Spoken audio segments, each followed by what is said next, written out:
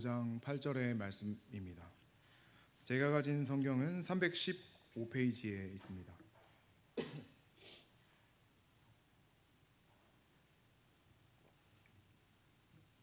에베소서 5장 8절의 말씀입니다. 다 찾으신 줄로 알고 제가 한 절, 여러분들이 한 절, 마지막 절은 함께 합독하여 읽도록 하겠습니다. 너희가 전에는 어둠이더니 이제는 주 안에서 빛이라. 빛의 자녀들처럼 행하라. 빛의 열매는 모든 착함과 의로움과 진실함에 있느니라. 주를 기쁘시게 할 것이 무엇인가 시험하여 보라. 너희는 열매 없는 어둠의 일에 참여하지 말고 도리어 책망하라. 그들이 은밀히 행하는 것들을 말하기도 부끄러운 것들이라. 그러나 책망을 받는 모든 것은 빛으로 말미암아 드러나나니 드러나는 것마다 빛이니라. 함께 읽겠습니다. 그러므로 이르시기를 잠자는 자여 깨어서 죽은 자들 가운데서 일어나라. 그리스도께서 너에게 비추이시리라 하셨느니라. 아멘. 네, 오늘 말씀의 제목을 한번 띄워주시면 되겠습니다. 오늘 말씀의 제목 한번 다 함께 읽어보도록 하겠습니다. 시작. 다시 빛으로, 다시 복음으로. 네, 이 제목이 사실 우리 이번 연도 여름 수련회의 주제입니다. 한 달 정도 남은 이 시점에 우리가 이 말씀을 가지고 또 수련회를 준비하는 마음으로 함께 이 말씀을 나누고 또 우리에게 어떤 말씀으로 수련회로 초청하시는지 그런 귀한 시간이 되었으면 좋겠습니다. 오늘도 여러분들에게 질문으로 시작하려고 합니다. 여러분들은 예수님을 믿으십니까? 혹시 예수님을 믿지 않으시는 분들이 있으실까요? 손은 못 들겠지만 각자의 마음 가운데 내가 예수님을 믿고 있나? 나는 믿어 라고 하시는 분들이 있을 겁니다. 그러면 그런 분들에게 다시 질문을 해보면 여러분은 지금 살아 있습니까? 죽어 있습니까? 여기 죽은 사람은 없죠. 맞죠? 네, 죽은 사람은 없습니다. 왜냐하면 우리가 오늘도 아침에 일어나서 밥도 먹었고 옷도 갈아입었고 샤워도 하고 이렇게 해서 다 이 자리 가운데 왔지 않습니까? 그리고 또 이거 마치면 또 커피도 마시러 갈 거고 뭐 약속 있으신 분들은 그렇게 약속도 갈 거고 다 이제 살아있는 사람들이지 않습니까? 그러면 제가 한 번 더 질문 드리면 여러분들은 진짜 살아있습니까? 살아있는 상태로 산 사람처럼 살아가고 있습니까? 아니면 살아있는 상태로 죽은 자처럼 살아가고 있습니까? 오늘 읽은 이 말씀의 14절을 통해 바울 사도는 잠자는 자여 깨어서 죽은 자 가운데서 일어나라 라고 말씀하고 있습니다. 그런데 이거를 말이 조금 이상합니다. 이 말이. 왜냐하면 잠자고 있는데 죽은 자 가운데서 일어나라. 그럼 이 에베소서가 바울 사도가 에베소 교회에 쓴 거란 말이에요. 그러면은 바울 사도가 에베소 성도들에게 이렇게 말하는 거예요. 에베소 교회 성도들, 너희 지금 시체들하고 함께 누워서 잠을 자고 있는 거야? 이런 말인 거예요. 좀 이상하지 않아요? 이 말이. 진짜 사람들이 그 시체들과 함께 자고 있는 것이 아닌데 사도 바울은 이 에베소 교회를 향해서 잠자는 자여 죽은 자들 가운데서 일어나라 라고 말씀하고 있습니다. 그런데 여기서 바울 사도가 말하는 이 잠잔다는 것은 당연히 자는 사람이 아닙니다. 이 잠자는 자들은 이렇게 말씀드리고 싶습니다. 죄에 대해서 무감각해진 자, 그리고 예배에 감동이 없는 자, 말씀에 반응하지 않는 자, 하나님을 잊은 채 살아가는 자들을 말하고 있는 것입니다. 즉 너희가 육체는 살아있으나 영혼은 완전히 죽었다라고 말하고 있는 것입니다. 즉 시체와 다름없다는 뜻입니다. 바로 누구의 모습 같습니까? 죄송하지만 저와 여러분의 모습이 바로 이 모습이라고 오늘 바울 사도는 우리에게도 말씀하고 있습니다. 여기 앉아 있는 저와 여러분들을 향하고 있는 말씀이 이 말씀입니다. 그리고 그렇게 죽은 자들과 똑같이 누워있는, 자고 있는 여러분들에게 이제 일어나라 라고 바울 사도는 말하고 있습니다. 이곳에 와서 여러분들이 일어나서 찬양도 하셨고요, 박수도 치고 지금 기도도 했고요, 그리고 말씀을 이렇게 듣고 있습니다. 근데 하나님께서 여러분들을 보시기에는 야 시체들아 너 이제 일어나라 라고 말하고 있는 것입니다. 이 말이 얼마나 여러분들에게 찔림으로 다가올지 모르겠지만 이렇게 우리가 한껏 차려입고 이 자리에 나와서 살아있는 자처럼 이 자리에 앉아있지만 하나님은 우리에게 계속해서 야 너희 언제까지 그렇게 잠들고 있을 거야? 언제까지 죽은 시체 마냥 그렇게 누워있을 거냐라고 물어보시는 것입니다. 그런 여러분들을 깨우기 위해서 하나님은 바울의 이 에베소 교회를 향한 권면을 통해 세 가지 말씀으로 말씀하십니다. 첫 번째는 너는 어둠 그 자체였으나 이제는 빛이다. 제가 자막을 좀 잘못 드렸는데 첫 번째는 너는 어둠 그 자체였다입니다.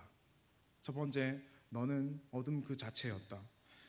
8절의 말씀에서 바울은 아주 명확하고 단호하게 선언하고 있습니다. 너희는 어둠이었다. 성경은요 우리에게 너희가 전에는 어둠에 속해 있었다, 어둠 가운데 있었던 자였다, 어둠에 갇혀 있던 자들이다 라고 이야기하지 않습니다. 오히려 뭐라고 이야기하냐면 너희는 어둠이었다, 어둠에 있는 자들이 아니라 너희 자체가 어둠이었다라고 말하고 있습니다. 죄와 사망의 권세 아래 완전히 갇혀서 하나님과의 관계가 완전히 끊어진 채 시체와 다름없다는 말을 하고 있는 것입니다. 이것은 우리의 삶을 통해 다 나타납니다. 여러분의 삶을 돌아보면 어떻습니까? 죄를 사랑하고 죄를 선택하기를 좋아하고 하나님을 전혀 두려워하지 않고 하나님을 거부하고 자기 욕망에 가득 차게 살아가던 그 존재 아니었습니까? 주일 52주가 있어요. 그런데 52번의 예배를 드리지만 삶 속에서는 하나님의 말씀이 전혀 나타나지 않는 그 생명력 없는 그 삶을 말하고 있는 것입니다. 여러분 마음 가운데 솔직하게 물어보시기 바랍니다. 여러분들의 지금까지 이 신앙생활 가운데 주일 예배 가운데 진짜 말씀이 감동이 되십니까? 여러분이 들고 있는 이 성경책이, 이 성경을 읽으면 그 하나님의 은혜에 감격하게 됩니까? 예수님을 생각하면 감사하게 됩니까? 여러분 기도 10분이 어렵지 않습니까? 이 자리에 오는 그 예배가 기대는 되십니까? 이 예배를 통해서 하나님을 만난다고 하는데 그러면 그 예배를 생각하면 여러분들은 하나님 만날 생각에 벅찬 그 감정이 느껴집니까? 아니면 말씀에는 전혀 감흥이 없고 죄는 이제 죄로 보이지도 않고 은혜는 저기 저 옛날 어렸을 적 어떤 그 순간에 기억편에 있고 그렇다면 여러분 그것은 바로 죽은 것입니다. 미안하지만 여러분들은 죽은 자와 똑같다는 것입니다. 하나님은 그렇게 우리에게 야 너희 그렇게 죽은 자야, 어둠이야 라고 말하고 있습니다. 그런데 그렇게 죽은 자의 삶을 날마다 살아가고 있는 우리에게 두 번째로 말씀하시는 것은 바로 그러나 이제는 너희가 빛이다라고 또 선언하십니다. 시체 같은 여러분들에게 이제는 빛이다라고 말합니다. 굉장히 아이러니한 선언입니다. 왜냐하면 사실 여러분들이 지금 이곳에서 드리는 그 예배의 마음가짐과 태도와 그리고 삶에서 살아가면서 말과 행동에서는 전혀 그렇게 될 수 없는데 하나님께서는 우리를 보고 빛이라고 불러주십니다. 왜 그럴까요?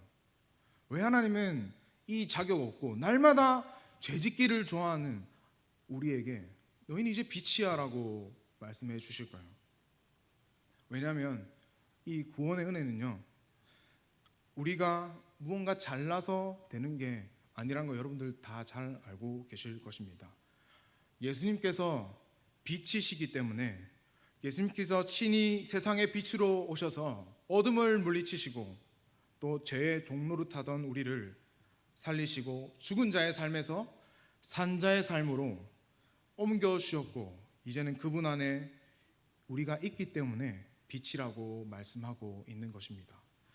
그리고 우리를 그분은 빛의 자녀라고 불러주셔서 이제는 우리가 예수 그리스도처럼 빛을 내며 살아가는 존재라고 이렇게 선언하고 계십니다. 이 선언이라는 말이 무슨 말인지 다 아시죠?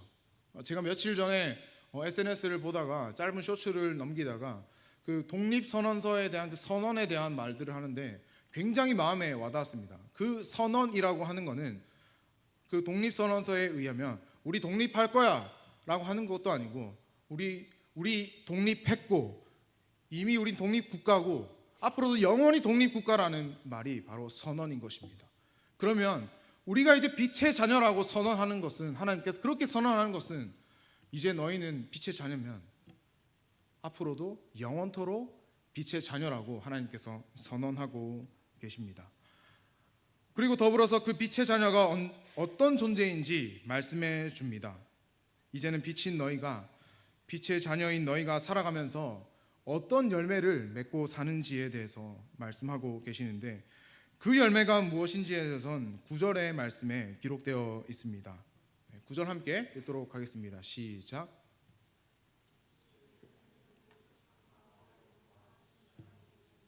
네, 아멘. 빛의 열매는 모든 착함과 의로움과 진실함에 있습니다. 빛의 열매, 착함과 의로움과 진실함에 있느니라. 이 말이 무슨 말이냐면 영어 성경에는 이렇게 번역되어 있습니다. consist in이라고 되어 있는데 이것은 어떤 것의 핵심이나 본질이 어디에 있냐를 말할 때 사용하는 것입니다. 그러면 이 consist in이라는 단어를 통해서 다시 번역하면 이렇게 되는 것입니다. 빛의 열매의 핵심은, 빛의 열매의 본질은 모든 착함과 의로움과 진실함이다 라고 번역되는 게 맞는 것입니다. 그러니까 빛의 열매가 어디에 달려있다가 아니라 빛의 열매는 이거야. 그러면 빛이 심겨지면 이 열매는 나오게 돼 있어라고 이야기하고 있는 것입니다. 그러면 이 빛의 열매, 착함과 의로움과 또 진실함이 무엇인지에 대해서 짧게 살펴보고 넘어갈 건데요. 여기서 말하는 이 착함은 단순한 그 선량함이 아닙니다. 이것은 바로 그리스도의 사랑의 삶에서 흘러넘치는 그 적극적인 그리고 실천적인 선행을 말하고 있습니다. 이웃을 섬기고 어려움에 처한 자들을 돕고 또 내가 조금 손해보는 한이 있더라도 다른 사람을 위하여서 우리 것을 포기할 수 있는 그 섬김들을 말하고 있는 것입니다. 마치 예수님께서 소외된 자들을 찾아가시고 그들의 필요를 날마다 채우셨던 것처럼 말입니다. 그리고 의로움의 열매는 하나님의 공의 앞에서 한치의 흔들림 없는 절대적인 올바름을 말하고 있습니다. 이것은 무슨 말이냐면 하나님과의 관계에서 날마다 바른 위치에 서고 또 하나님의 말씀에 날마다 순종하며 살아가는 것을 의미하고 있습니다. 그래서 세상의 기준이 아니라 하나님의 기준에 따라 사는 삶, 이것이 바로 의로운 삶이라고 이야기하고 있습니다. 우리가 잘 알고 있는 다윗이라는 사람이 있습니다. 이 사람이 누구의 마음에 합한 자였습니까? 누구의 마음에 합한 자였습니까? 누구였습니까? 누구의 마음에 합했을까요? 대답을 해주셔야 됩니다. 누구의 마음에 합한 자였습니까? 아무도 모르시나요? 네, 다윗은요 하나님 마음에 합한 자였습니다. 사울의 마음에 합한 자도 아니었고 그 사람들의 마음에 합한 자도 아니었고 하나님 마음에 합한 자였습니다. 그래서 그 다윗을 보고 의롭다 여기신 것을 우리는 잘 알고 있습니다. 그래서 우리의 삶도 하나님 보시기에 의롭게 되려면 하나님 마음에 합한 자로 살아가야 되는 것입니다. 남들은 조금 불법적인 일들로 내 주머니를 채우기도 하고 남들은 좀 불법적인 일들로 수익을 내기도 합니다. 그러나 나는 정직하게 땀 흘려 일해서 돈을 벌고 그렇게 일하는 것, 그리고 모두가 다른 사람 것을 자기 것인 마냥 바꿔서 발표하고 다른 사람의 아이디어를 몰래 빼와서 아이디어 회의 때 그것을 자기 거인 마냥 이렇게 내고, 그리고 예수 믿는 사람들은 왜 이렇게 미련하게 일을 하냐라고 이야기해도 우리는 늘 정직하고 성실하게 일하고 공부하는 것이 바로 의로움이라는 열매인 것입니다. 그러면 진실함은 무엇이냐면 진실함은 진리 안에서 그 어떤 거짓과도 타협하지 않는 순전함과 정직함을 뜻하고 있습니다. 이 빛의 속성은 어둠을 드러내는 것입니다. 제가 저희 청년부하고는 늘 얘기했던 것인데, 깜깜한 어둠 가운데 성령 하나만 있으면 그 어둠이라는 존재는 없어집니다. 그렇게 빛이 하나만 있어도 어둠은 사라져 버립니다. 그러하듯이 진실함은 거짓을 폭로하고 숨겨진 것을 드러냅니다. 그래서 우리의 말과 행동에 일관성이 있게 되고 하나님 앞에서나 사람 앞에서나 진실하게 행하는 것을 바로 우리는 진실하다라고 얘기하고 있습니다. 우리가 교회에서는 앉아서 경건한 말과 자세를 취하지만 평소의 삶에서 욕과 탐욕과 음란이 가득한 삶이라면 그것은 당연히 하나님 앞에서 진실한 삶이 아니겠지요. 물론 하나님 앞에서 숨길 수도 없겠지만 이 진실함은 하나님 앞에서 꾸미지 않는 것입니다. 연약함을 그대로 들고 죄를 정직하게 고백하고 그렇게 하나님과 사람 앞에서 살아가는 것이 바로 진실함인 것입니다. 이 빛의 열매 세 가지를 제가 실제 사례로 한번 예를 들어보려고 합니다. 제가 아는 분 중에 이렇게 공직에서 생활하시던 분이 있는데 자기가 이제 승진할 때가 된 겁니다. 그래서 이번 기회에 승진을 하게 되면 이제 퇴직할 때 진짜 높은 급수로 퇴직할 수 있는 그 기회가 찾아온 것입니다. 그런데 주변에 자기보다 나이 많은 선배가 있습니다. 그분은 일의 능률이 조금 떨어지고 그리고 사람들과 잘 어울리지도 못하고 그래서 승진이 한 2번 정도 떨어졌다고 합니다. 그래서 그 소식을 듣고 그분은 고민을 하고 기도했다고 합니다. 그래서 고민하다가 승진 기회를 그분에게 줘버렸습니다. 그리고 나서 그냥 그렇게 일을 하면서 결국에는 4급으로 퇴직을 했습니다. 제가 그 중간의 이야기들은 잘 모르지만 그분의 삶이 어때 보이세요, 여러분? 승진할 수 있는 그 기회를 다른 사람에 줘버리는 그 행동을 여러분 어떻게 바라보고 계십니까? 죄송해요, 미친 짓이죠. 말도 안 되는 짓입니다. 세상 사람들은 다 그렇게 말할 겁니다. 무슨 바보 같은 짓을 하고 있냐고. 그런데 놀랍게도 그분의 삶이 어떻게 됐냐면 퇴직을 하고 이제 정년퇴직을 하고 은퇴하는 그 주변 사람들은 막 다른 일들을 찾아서 이것저것 이력서를 넣습니다. 근데 하나도 안 돼요. 근데 이분은 퇴직하자마자 어떤 회사에서 스카웃이 됐어요. 그래서 부사장의 자리에 스카웃이 돼서 지금도 열심히 편하게 일을 하고 있습니다. 이게 바로 성경이 말하고 있는 그 빛의 열매라고 저는 생각합니다. 저는 여러분들에게 이런 것까지 기대는 하지 않습니다. 그러나 제가 여러분들께 질문을 또 해보면 여러분들 삶에서 이러한 열매가 이거의 한 10분의 1 아니 100분의 1의 그 열매라도 있습니까? 우리 안에 이 열매가 있습니까? 아니면 도대체 열매를 찾아볼 수 없는 삶을 살고 있습니까? 우리가 이런 말들을 굉장히 많이 들어봤을 겁니다. 우리가 성령의 열매 맺는 삶을 사십시오. 그렇게 노력하십시오. 열매 맺으십시오. 라고 우리는 설교를 들으면서 수없이 그런 얘기를 많이 들어왔습니다. 그러나 이런 노력 이전에 이 오늘 말씀에 의하면 빛의 자녀에게는 이 빛의 열매는 당연하게 맺혀야 하는 것입니다. 옛말에 우리 이런 말이 있습니다. 콩 심은 데 콩 나고 파 심은 데 파 난다. 네, 정확한 말이죠. 맞죠? 그게 정상이지 않습니까? 여러분들의 부모님과 닮은 점들이 있지 않습니까?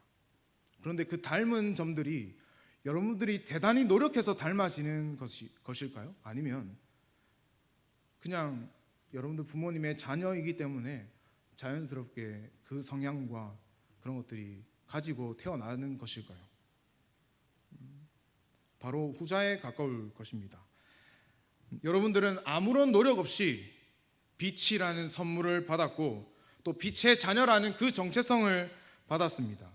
그런데 열매가 없다면, 여러분들의 삶에 도무지 그 빛의 열매를 찾아볼 수 없다면 여러분들은 아직까지 죽어 있는 것이고, 어쩌면 여러분들이 진짜 예수님을 믿는지, 진짜 구원을 받았는지 다시 생각해 봐야 되는 것입니다.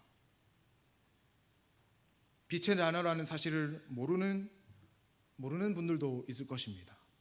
그러나 빛의 자녀라고 알고 있지만 여전히 그렇게 어둠 가운데 살아가고 있는 사람들도 있을 것입니다. 그 사람들을 향해서 사도 바울이 오늘 뭐라고 이야기하냐면 11절의 말씀을 통해 우리에게 이야기하고 있습니다. 함께 읽겠습니다. 너희는 열매 없는 어둠의 일에 참여하지 말고 도리어 책망하라. 놀랍게도 빛은 그 자체로 열매를 맺는 것인데 어둠의 일, 어둠에는 열매가 하나도 없다고 선언합니다. 어둠의 일에 참여하지 말고 도리어 책망하라. 에베소서 5장 3절에서 7절에 의하면 이 어둠의 일이 무엇이냐면요, 음행과 더러운 것과 탐욕과 추악한 말과 어리석은 말과 희롱하는 말입니다. 바로 이 세상의 타락한 문화와 가치관들이겠죠. 여러분들의 일주일간의 삶들, 그리고 한 달간의 삶들, 1년의 삶들을 돌아보며 이런 것들이 떠오르지 않습니까?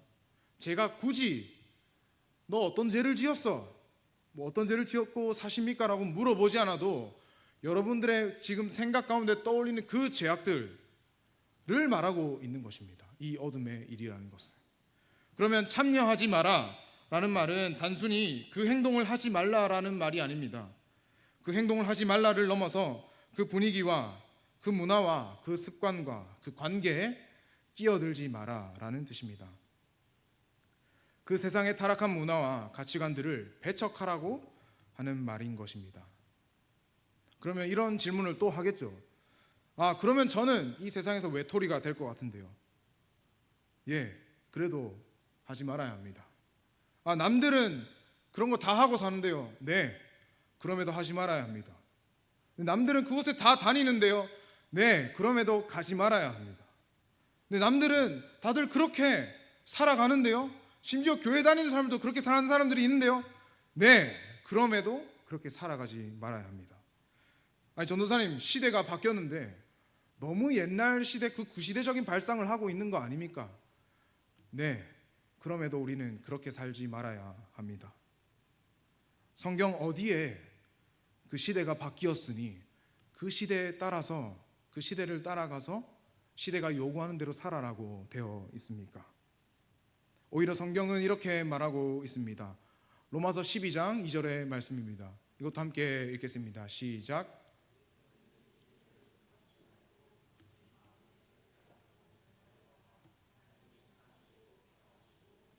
뜻이 무엇인지 분별하지 가라.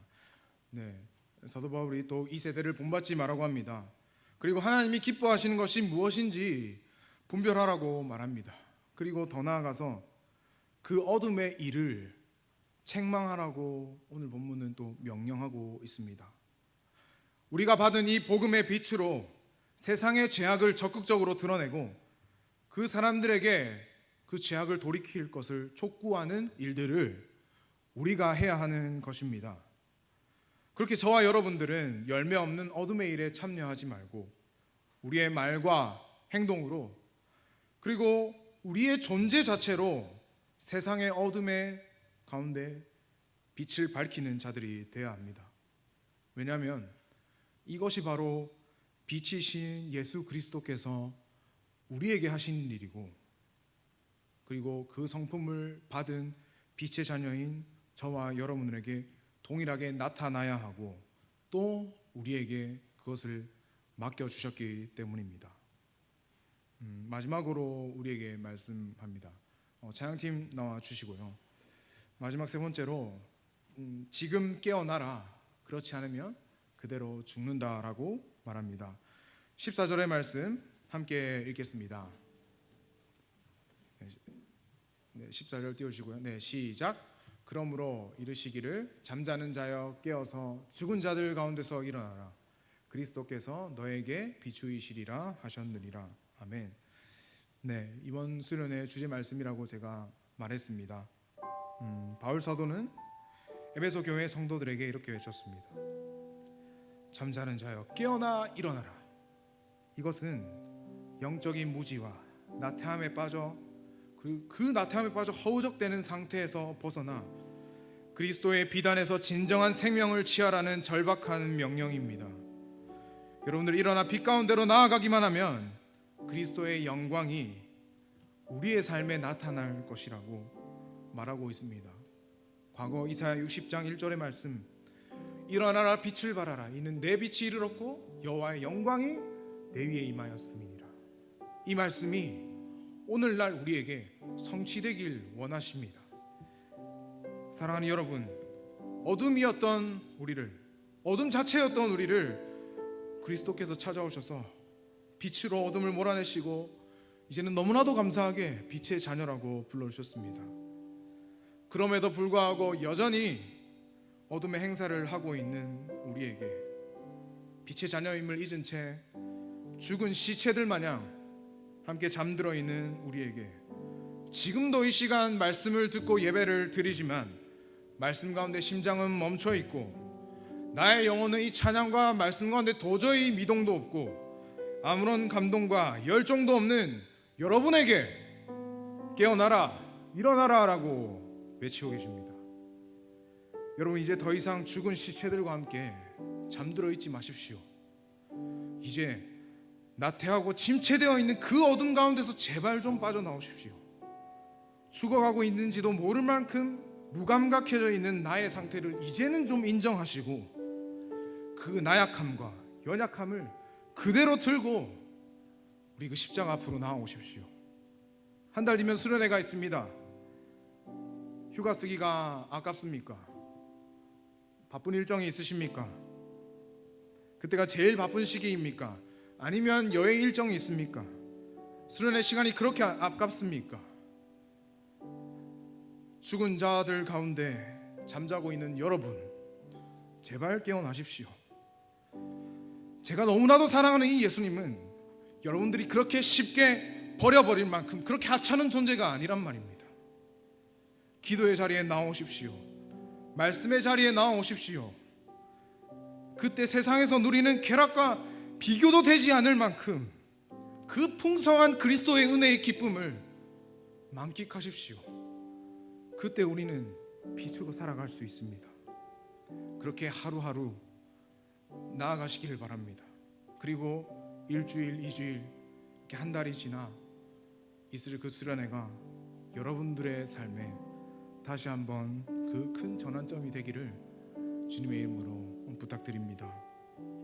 이 시간 말씀을 생각하면서 우리 수련회 주제곡인데요, 함께 찬양하고 기도했으면 좋겠습니다. 함께 고백하겠습니다. 우리